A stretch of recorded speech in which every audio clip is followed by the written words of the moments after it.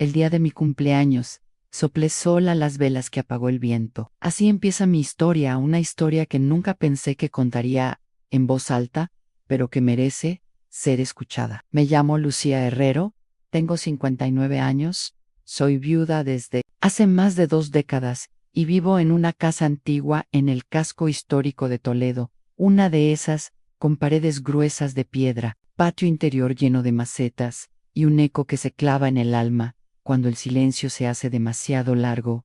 Durante toda mi vida fui la mujer que estaba detrás de la cámara, la que servía el cocido en los cumpleaños, la que planchaba las camisas para las bodas, la que sostenía la casa en pie mientras los demás se hacían fotos sonriendo. En todas las imágenes familiares aparezco de fondo, con la mirada cansada, pero con una sonrisa forzada que nadie notaba. Nunca fui la protagonista, solo la sombra que sostenía la felicidad de los otros. En mis hijos, Javier y Elena, crecieron, creyendo que yo era inagotable, que podía trabajar turnos dobles, que podía renunciar a mis propias citas médicas, que podía vender hasta mis recuerdos más valiosos para darles lo que necesitaban. Nunca les conté, por ejemplo, que cuando Javier se rompió la pierna a los 12 años, y los médicos de la Seguridad Social decían que la operación tardaría meses, yo vendí mi anillo de compromiso y los pendientes de oro que me había regalado su padre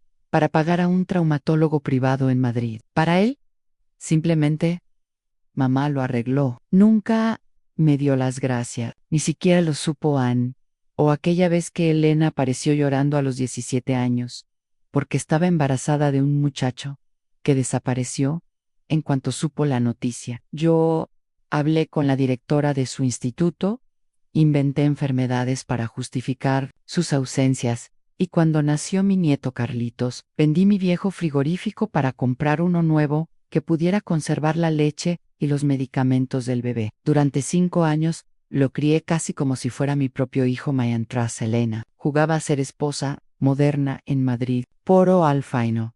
Cuando ella decidió llevárselo a su piso nuevo, Carlitos se fue llorando en el coche, extendiendo los brazos hacia mí, y yo me quedé sola en una casa que de pronto parecía un mausoleo. Podría seguir enumerando sacrificios, los turnos interminables cosiendo uniformes, las noches limpiando oficinas, los ahorros prestados a mi hermano Julio cuando se quedó sin trabajo, las ayudas a mi cuñada Estela cuando necesitó una operación. Siempre estaba yo, siempre había algo que resolver. Y sin embargo, cuando llegó mi cumpleaños número 59, me encontré sola en mi cocina, con un pastel comprado por mí misma en la pastelería de la esquina. Puse el mantel bordado por mi madre, encendí 3 velas y esperé una llamada. Neirit, llamón, nadie se acordó. Soplé sola y las velas se apagaron, no con mi aliento, sino con la corriente fría que entraba por la ventana. Fue en ese momento cuando comprendí que algo dentro de mí estaba roto, que había dado tanto, que ya no quedaba nada para mí, y como si el destino hubiera querido darme una última oportunidad. 2 semanas después me ocurrió lo impensable. Era un martes cualquiera. Bajé a la administración de lotería de la calle Comercio, donde siempre compraba mi boleto semanal. Doña Carmen, la encargada, me lo entregó con su sonrisa cansada y su eterno: a ver si esta vez te toca, Lucía. Como cara simana, jugué los mismos números a las fechas de nacimiento de mis hijos y de mi nieto. No lo hacía por ambición, sino por costumbre, como quien reza una oración sin fe.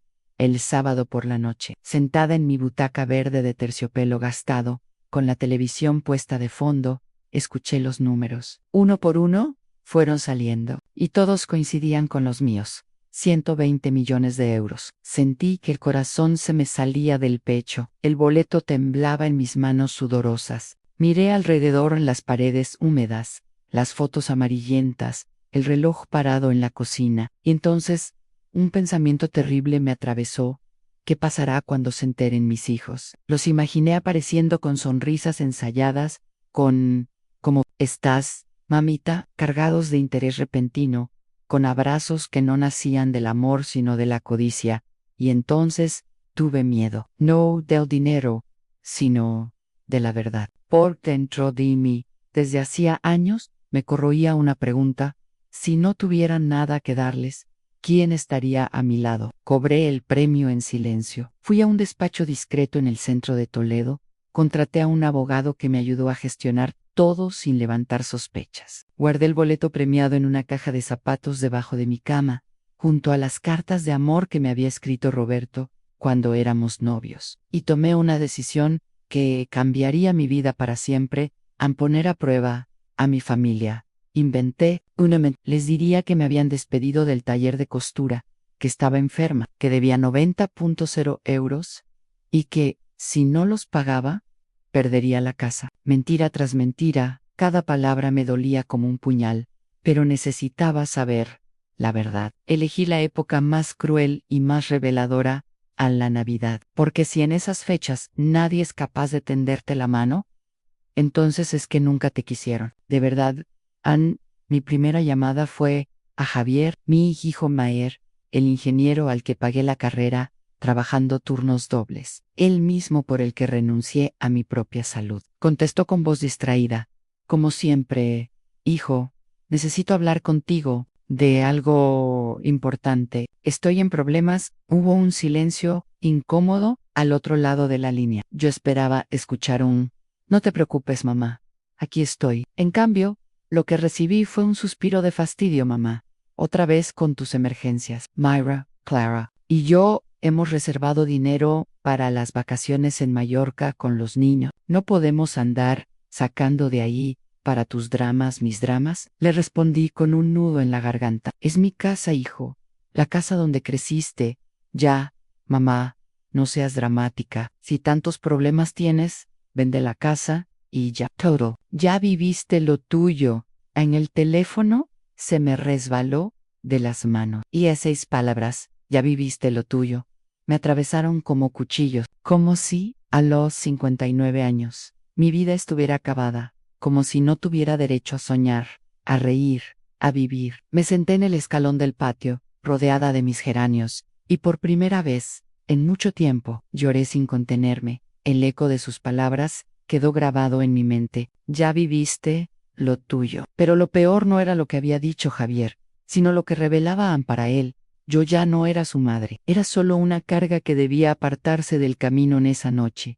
Mientras abrazaba la caja de zapatos bajo la cama, sentí que el verdadero premio no había sido ganar la lotería, sino la oportunidad de descubrir la verdad. Y aunque me doliera, estaba dispuesta a seguir adelante con mi prueba, porque necesitaba saber hasta qué punto mi familia me veía como persona, o solo como un cajero automático con piernas. Aquella noche, después de la llamada con Javier, apenas pude dormir. Sus palabras me martillaban la cabeza. Ya viviste lo tuyo. Mamá vende la casa y ya, como si toda mi existencia, mis sacrificios, mis desvelos, hubieran caducado. Caminaba de un lado a otro por el patio, acariciando las hojas de mis geranios, recordando cada gesto que hice por él desde que nació Anne. Lo vi niño otra vez, llorando de dolor con la pierna rota. Recordé cómo salí corriendo de hospital en hospital, desesperada, porque la lista de espera del sistema público era interminable. Aquella noche vendí mi máquina de coser Singer, herencia de mi madre, y las pocas joyas que aún guardaba de mi boda. Pagaba con lágrimas cada billete que entregaba al traumatólogo, pero lo hice todo para que mi hijo pudiera volver a correr, para que su vida no quedara marcada por una cojera. Y él nunca lo supo. Para Javier, su madre siempre resolvía las cosas como por arte de magia. Ahora, ese mismo hijo me decía que ya había vivido lo mío, que me deshiciera de la casa donde lo crié, donde lo vi dar sus primeros pasos, donde escuché sus primeras risas, aquella casa que era el testimonio de toda una vida de sacrificios. Cuando amaneció, me sentía exhausta, pero aún me quedaba fuerza para continuar la prueba. Tenía que escuchar también la voz de mi hija Elena, aunque en el fondo temía que su respuesta no fuera diferente. Ella siempre había sido más fría, más calculadora, preocupada por la apariencia y por lo que dirían los vecinos en Madrid, donde vivía con su marido, Eduardo, y sus dos hijos pequeños. Tomé aire y marqué su número. Contestó alegre, seguramente revisando fotos de su último viaje. Mamá, ¿qué Sorpresa, dijo con tono ligero. Elena, necesito hablar contigo de algo muy serio. Me temblaba la voz mientras le repetía la misma historia que le había contado a Javier, aunque había perdido el trabajo, que debía 90.000 euros, que si no los pagaba, perdería la casa. Esperé al otro lado del hilo, con el corazón encogido, una palabra de consuelo. Lo que recibí fue un suspiro de fastidio. Ay, mamá, siempre igual, dramata zondo, tadu. Seguro que no es tan grave como dices, Elena. Es mi casa, donde creciste, donde jugabas en el patio con tu hermano. Mamá, deja de manipular con eso. Yo ya tengo mi propia casa y mi propia vida. Si tienes problemas, trabaja más.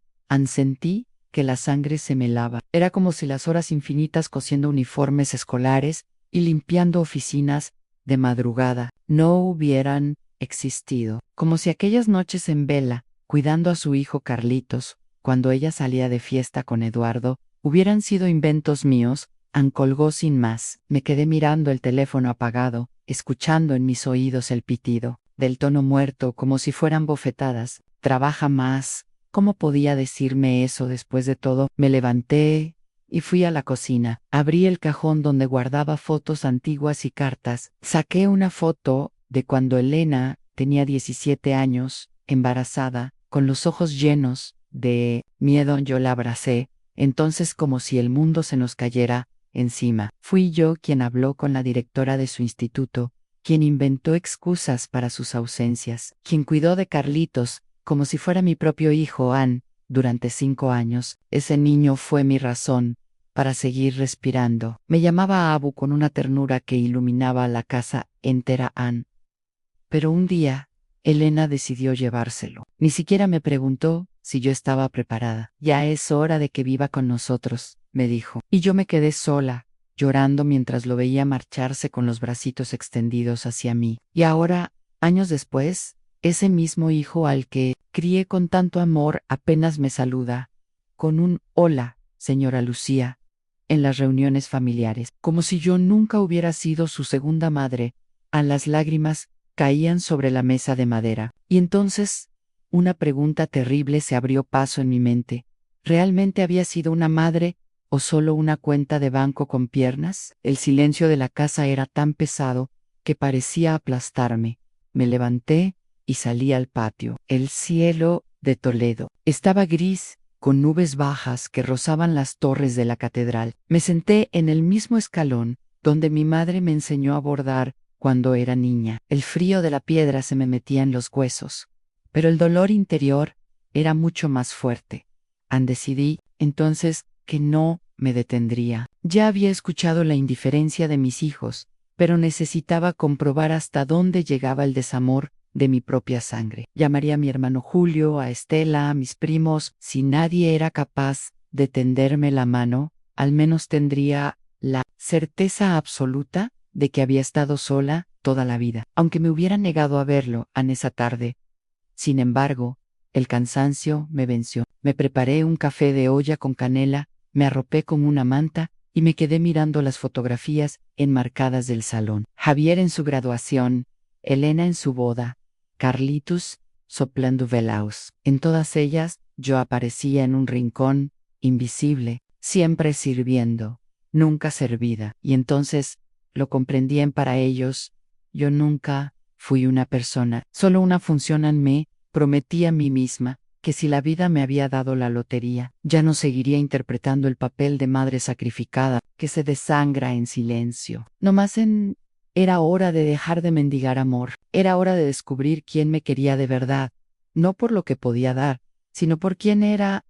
A la mañana siguiente, amaneció con un frío húmedo que calaba hasta los huesos. En Toledo, el invierno siempre ha tenido ese aire áspero que huele a piedra mojada y a viento helado. Me preparé un café cargado, tratando de espantar el cansancio de otra noche sin dormir. Tenía el teléfono sobre la mesa, como un enemigo silencioso. Sabía lo que tenía que hacer.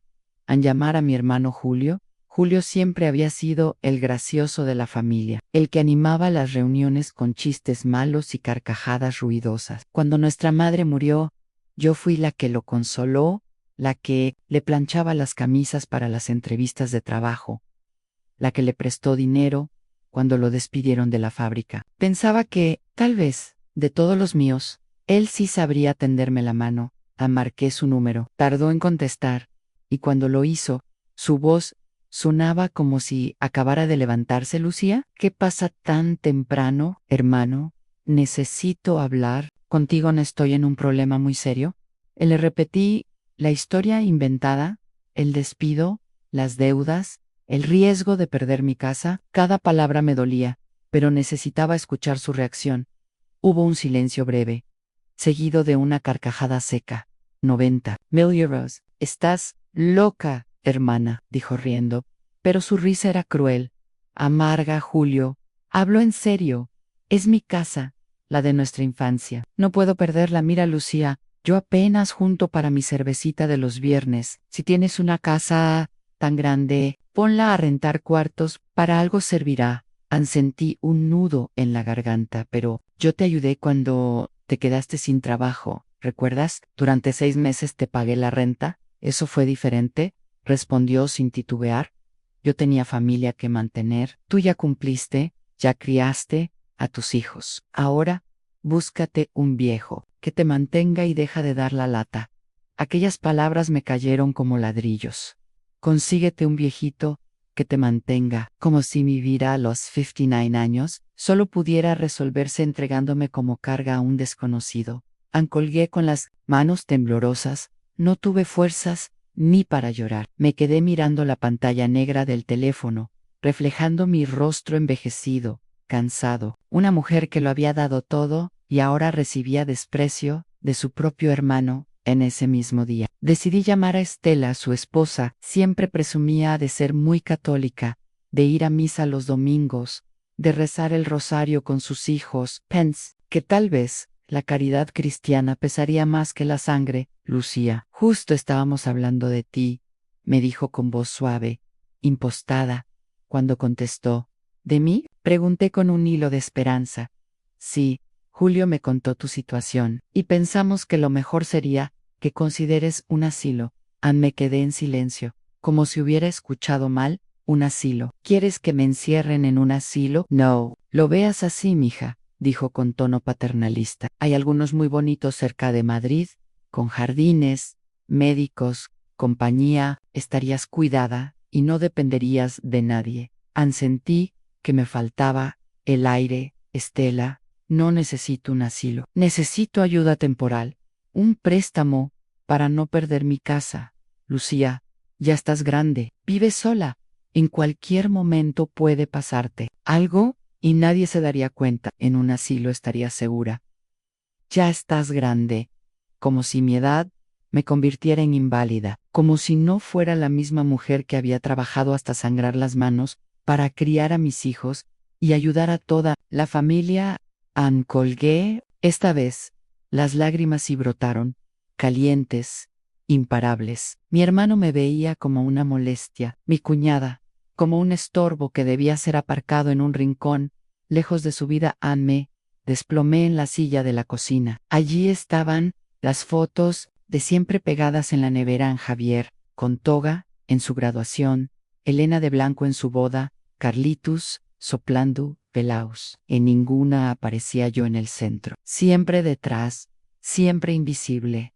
Ese día no comí, solo bebí agua y me quedé horas, mirando por la ventana. Afuera, el barrio seguía su vida normal. A niños jugando al fútbol en la calle, el cartero repartiendo cartas, una vecina barriendo la acera, y yo allí, preguntándome si, de verdad, alguna vez había tenido una familia. Por la noche, mientras calentaba una sopa de sobre, el silencio era insoportable. Abrí la caja de zapatos bajo la cama, saqué las cartas de Roberto, mi difunto esposo. Leí una al azar. Mi querida Lucía, eres el sol que ilumina mis días. Prometo amarte y cuidarte toda la vida. Me quedé con esa frase clavada. Cuidarte toda la vida. Roberto lo cumplió mientras vivió. Nunca me hizo sentir una carga. Y ahora, los que nacieron de nuestro amor me trataban como si estorbaran. Me sentí atrapada en una ironía. Cruelan tenía 120 millones escondidos y al mismo tiempo me sentía más pobre que nunca en afectos. Podía comprarme casas, viajes, lujos, pero lo que no podía comprar era el respeto, el cariño sincero de los míos. Entonces, comprendí algo que me desgarró y al mismo tiempo me iluminó. Tal vez la prueba no era para ellos, sino para mí, para demostrarme que ya no podía seguir mendigando migajas de amor, que había llegado la hora de decir, basta, la Vaz de Julio. Seguía resonando en mi cabeza, consíguete un viejito que te mantenga. La de Estela también, ya estás grande, mete, yo nacilo. Casi podía oírlos riéndose después de colgar, y sentí una rabia nueva, distinta. No era tristeza, era dignidad. Herida en esa noche no dormí, pero por primera vez en mucho tiempo no me sentí débil. Algo dentro de mí empezaba a despertar, una voz que me decía, Lucía, ya basta de ser invisible, ya basta de ser la sirvienta con sentimientos. Y así, entre lágrimas y rabia, comprendí que la verdadera batalla apenas comenzaba en el amanecer. Del día siguiente fue distinto, no porque el cielo estuviera más despejado, o porque las campanas de la catedral sonaran con otro ritmo, sino porque dentro de mí ya no quedaba espacio para más decepciones. Sentía que había tocado fondo. La llamada con Julio y Estela me había dejado vacía, como si mi sangre se hubiera congelado en las venas. Ese día decidí no llamar a nadie más. Ya había comprobado suficiente. Mi sensia rota pero al mismo tiempo más consciente que nunca, a nadie de los que yo había cuidado toda la vida iba a tenderme la mano. Y entonces, sin esperarlo, sonó el timbre. Me acerqué a la puerta con paso lento, arrastrando las zapatillas. Al abrir, me encontré con la figura menuda de la tía Isabel, mi tía de 74 años, la hermana pequeña de mi madre. Llevaba un abrigo de lana marrón, un pañuelo azul en la cabeza, y sus manos temblorosas sostenían una bolsa de tela. Sus ojos, aunque cansados, brillaban con una ternura que me desarmó al instante. Lucía, hija, me enteré por tu hermano, dijo con voz entrecortada. Es verdad que estás en apuros. Yo no pude contestar, solo asentí con lágrimas en los ojos. Isabel dejó la bolsa en el suelo y me abrazó. Su olor a lavanda y jabón casero me envolvió, como cuando era niña, y ella me cuidaba en las tardes de verano. Nos sentamos en la mesa de la cocina. Ella abrió la bolsa y sacó un sobre arrugado. Aquí tienes, dijo. No es mucho, pero son 50,0 euros que tenía guardados de mi pensión y unos ahorros que nunca toqué. Si necesitas más, vendo las joyitas de la abuela. Me quedé sin aliento. Tía, no. ¿Cómo vas a darme tu dinero? Apenas llegas a fin de mes. Porque somos familia, mija. Y la familia verdadera no se abandona. Sus palabras me atravesaron como un rayo de luz en medio de la oscuridad. Lloré, esta vez, no de tristeza, sino de alivio. Me aferré a sus manos huesudas y le confesé la verdad. Tía, ¿no estoy arruinada? ¿Todo era una prueba? Preguntó, abriendo mucho los ojos. Sí, hace semanas gané la lotería, 120 millones de euros. ¿Qué? Isabel se quedó muda unos segundos y luego se persignó. Virgen Santa, ¿y por qué? ¿Por qué inventaste esa historia? Respiré hondo y solté todo lo que llevaba dentro. Las llamadas a Javier y Elena, sus respuestas frías, la crueldad de Julio, la indiferencia de Estela. Cada palabra me dolía en la boca, pero Isabel escuchaba en silencio, apretando mi mano con fuerza.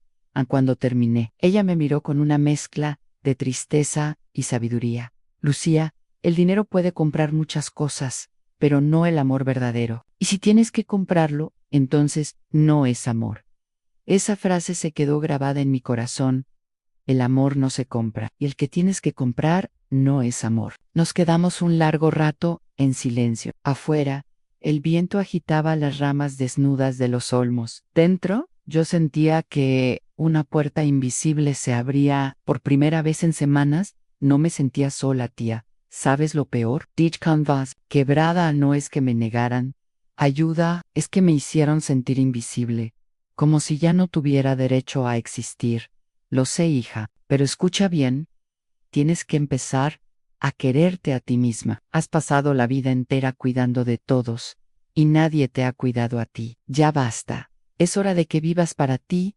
Me eché a llorar sobre su hombro. Isabel me acariciaba el pelo como cuando era niña, y tuve miedo a la tormenta. En su voz no había reproche, solo verdad. En aquella tarde hablamos durante horas. Le conté mis sueños olvidados, aprender a tocar el piano, viajar por Andalucía, volver a escribir poesía como cuando era adolescente. Ella me escuchaba sonriendo, como si viera renacer a la niña que yo misma había enterrado bajo años de sacrificios. ¿Y por qué no lo haces?, preguntó con naturalidad. A mi edad, ¿y qué? Nunca es tarde, Lucía. La vida no se mide en años, sino en lo que haces. Con ellos, en sus palabras, fueron como agua fresca en un desierto. Cuando Isabel se marchó al anochecer, yo la acompañé hasta la puerta. Antes du hers, me dio un último consejo. Recuerda siempre, esto en una familia que puedes perder por pedir respeto, nunca fue realmente tu familia. La vi alejarse despacio, con su abrigo marrón y su paso lento, y sentí que aquella mujer, con su pensión mínima y su generosidad infinita, valía más que todos los demás juntos. Cerré la puerta, respiré hondo y miré mi casa. Por primera vez en mucho tiempo, no la vi como una prisión de recuerdos tristes, sino como el lugar donde podía empezar una nueva vida.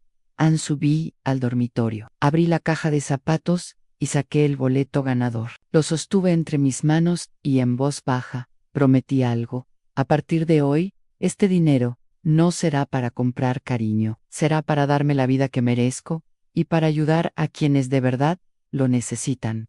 Esa noche dormí profundamente. Why en sueños. Escuché la voz de Isabel repitiendo como un mantra: el amor no se compra, y el que tienes que comprar no es amor. Después de la visita de la tía Isabel, algo cambió en mí. Era como si me hubieran quitado una venda de los ojos. Llevaba décadas repitiendo el mismo papel en la madre sacrificada, la hermana disponible, la mujer invisible, que nunca pedía nada. Y de pronto, la voz de Isabel me había encendido una verdad. Ya no tenía que demostrarle nada a nadie. Pasaron unos días en los que me dediqué a algo que hacía mucho no hacía, pensar en mí. Caminaba por las calles de Toledo, miraba las vidrieras de las tiendas, me detenía frente a la catedral y dejaba que el sol de invierno me calentara el rostro. Descubrí que todavía me gustaba el olor a pan recién hecho de la tahona, que podía pasar horas en la librería hojeando poemas de Machado, que mis manos, aunque arrugadas, aún tenían ganas de aprender. En una mañana, mientras desayunaba, vi en el periódico un reportaje sobre mujeres mayores abandonadas en residencias, sin visitas. Sin Carrick. Lo leí con lágrimas en los ojos. Aquellas historias eran las mías, contadas con otros nombres. Y entonces lo vi. Claro, tenía que hacer algo con mi dinero, algo que tuviera sentido. Así nació la idea de la Fundación Isabel, en honor a la única persona que me había tendido la mano cuando todos los demás me dieron la espalda. Una institución para ayudar a mujeres mayores que, como yo, habían sido olvidadas por sus familias. No sería un asilo, sino un refugio digno, en un lugar donde la edad no fuera sinónimo de desecho, sino de respeto. Contraté discretamente a un abogado y a un gestor en Madrid. Les pedí confidencialidad absoluta. Durante semanas trabajamos en silencio en trámites legales, estatutos, búsqueda de un edificio antiguo en las afueras de Toledo que pudiera rehabilitarse. Cada paso me llenaba de una fuerza nueva. Sentí que, por primera vez en mi vida, estaba construyendo algo para mí y para quienes lo merecían. Pero los secretos no duran para siempre. Una tarde, mientras estaba en la gestoría firmando papeles, vi de lejos a mi hija. Elena estaba saliendo de una cafetería con una amiga. Nuestras miradas se cruzaron un segundo, pero fue suficiente. 2 días después, la puerta de mi casa sonó con golpes fuertes. Abrí y allí estaban An Javier y Elena, juntos. Sus rostros no mostraban preocupación ni cariño, sino una mezcla de ira y desconcierto. Mamá, tenemos que hablar, dijo Javier, sin siquiera saludar. Claro, pasad. Nos sentamos en el salón. Ellos no perdieron tiempo y cierto lo que hemos oído. preguntó Elena, con tono acusador. ¿Qué? ¿Has ganado la lotería? Sentí un escalofrío. Sí, respondí sin rodeos. ¿Es verdad? ¿Y no lo ocultaste? Exclamó Javier, alzando la voz. Nos mentiste con esa historia de las deudas. Sí, admití. Fue una prueba. El silencio que siguió fue espeso, insoportable. Finalmente, Elena rompió a hablar. Una prueba. ¿Qué clase de madre hace eso a sus hijos? Me levanté despacio, mirándolos fijamente. La clase de madre que pasó su vida entera sacrificándose por ustedes, y que necesitaba saber si la querían por ser su madre o por ser su banco. Javier se removió, incómodo, pero Elena insistió. Eso es manipulación, mamá. ¿Manipulación? Reí con amargura. Manipulación es llamarme solo cuando necesitan dinero. Manipulación es hacerme sentir que mi vida terminó, que ya viví lo mío.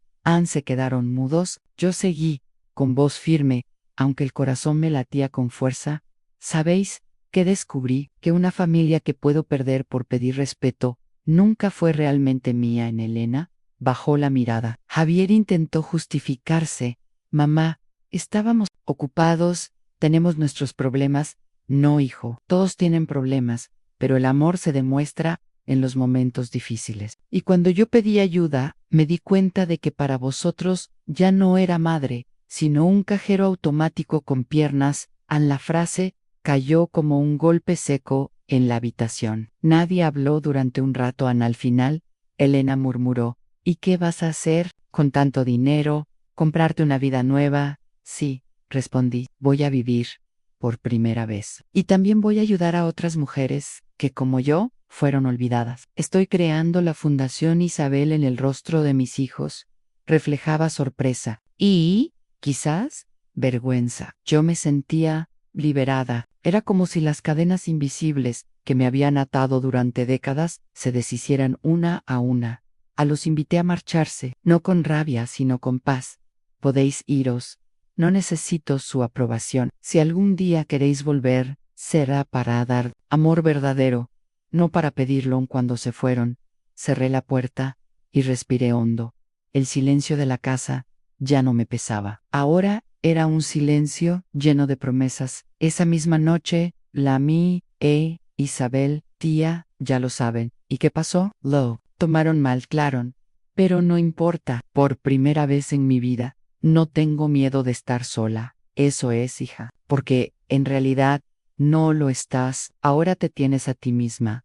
Colgué con una sonrisa. Sí, tenía razón. Por fin me tenía a mí misma. A la primavera llegó a Toledo con un aire distinto. El cielo se despejaba más temprano, los balcones se llenaban de geranios rojos y las calles empedradas volvían a llenarse de turistas y de vida. Y yo, Lucía Herrero, me sentía como una de esas flores que brotan después de un invierno largo, renacida, con ganas de levantar la cara hacia el sol. Los meses que siguieron a la confesión, a mis hijos, fueron intensos. El proyecto de la Fundación Isabel avanzaba con paso firme. Compré un edificio antiguo a las afueras de la ciudad, un caserón con patios luminosos y techos altos. Lo rehabilitamos con esmero. Habitaciones amplias, una biblioteca llena de libros, un taller de costura, un salón de música con un piano brillante en el centro. Quería que fuera un lugar donde cada mujer mayor pudiera sentirse en casa, no en un rincón de olvido. Recuerdo el día de la inauguración. El aire olía a azahar y las campanas repicaban como si acompañaran la fiesta. Vinieron vecinas, antiguos compañeros del taller, voluntarios y, por supuesto, la tía Isabel, que a sus 74 años caminaba despacio, pero con la frente alta, orgullosa. El cartel en la entrada decía: Fundación Isabel, un hogar para la dignidad de las mujeres mayores. Cuando cortamos la cinta, sentí que mis manos temblaban, pero no de miedo, sino de emoción. En ese instante comprendí que todos mis sacrificios, todos mis años de invisibilidad, habían desembocado en algo luminoso, y que aquel dinero de la lotería, que tanto miedo me dio al principio, se había convertido en un puente hacia la vida. Unos días después, recibí una visita inesperada. Eran mis hijos, Javier, y Elena venían juntos, con semblantes distintos. No había arrogancia en sus miradas, sino un cansancio nuevo, como si el peso de sus propias palabras pasadas les hubiera caído encima. Mamá, dijo Javier, con voz ronca. Hemos pensado mucho en todo en Elena, se adelantó, con lágrimas contenidas, nos equivocamos, te fallamos cuando más nos necesitabas. Yo los miré en silencio. Dentro de mí había todavía cicatrices, pero también un deseo de no vivir con rencor. Hijos, no se trata de dinero, nunca lo fui. Lo único que quise fue sentirme querida de verdad. Lo sabemos, mamá, respondió Javier, y no supimos darte eso. Hubo un silencio largo. Entonces, los abracé, no para borrar lo ocurrido, sino para empezar de nuevo. Comprendí que el perdón no significa olvidar, sino decidir que el pasado no te encadena más. Ese mismo día, los llevé a conocer la fundación. Caminamos por los pasillos recién pintados, vimos a las primeras mujeres que llegaban con maletas pequeñas y ojos llenos de incertidumbre. Elena se emocionó al ver a una de ellas sentada frente al piano. Es hermoso, mamá, susurró. Sí, le respondí, porque aquí nadie volverá a sentirse invisible. A las semanas siguientes, estuvieron llenas de vida. Aprendí a tocar mis primeras notas en el piano. Escribí versos que compartía en tertulias literarias. Viajé a Granada y Sevilla, donde descubrí que el mundo aún tenía mucho para darme. En cada paso, sentía la voz de Isabel, recordándome nunca es tarde para empezar a vivir. Y es cierto, nunca lo es, hoy, al contaros mi historia. Quiero que sepáis que lo más valioso que aprendí es que el amor no se compra, y el que tienes que comprar no es amor. Que una familia que puedes perder por pedir respeto nunca fue realmente tuya, y que la dignidad de una mujer, sin importar su edad, no tiene precio. Miro hacia atrás y veo a la Lucía que soplaba sola las velas de un pastel frío. Hoy ya no sola me acompañan mujeres que han encontrado refugio en la fundación, voluntarios que creen en el respeto, y hasta mis propios hijos, que ahora entienden que el amor no se mide en billetes, sino en gestos. He aprendido, sobre todo, que nunca es demasiado tarde para empezar a vivir la vida que realmente quieres. Gracias de corazón por acompañarme hasta el final de esta historia. Vuestra compañía y escucha hacen que todo cobre sentido. Ahora os pregunto a vosotros, ¿qué significa para ti vivir de verdad? ¿En qué momento sentiste que era hora de empezar a vivir para ti mismo?